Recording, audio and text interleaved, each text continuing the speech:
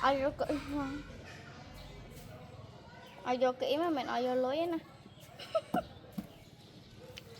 Ai vô kỹ em vô lối. Chị tha cái em tình ngon sáng chiều. Ai nè. Tí nâng dông đi nha. Long khởi nhập lối nè.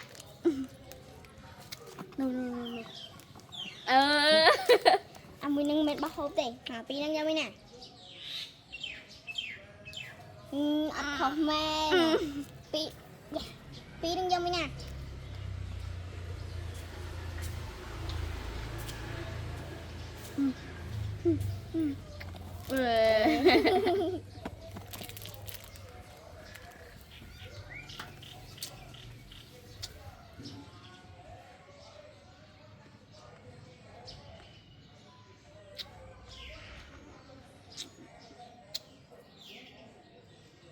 Cái đấy chị bắt á.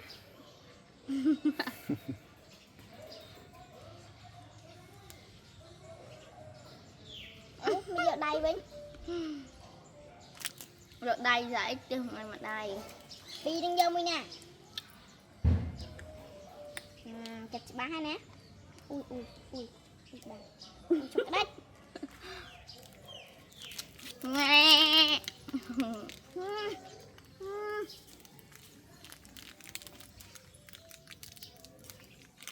Tí ní càng.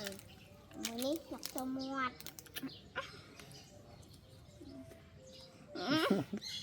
Hộp với nha. Hộp với nha.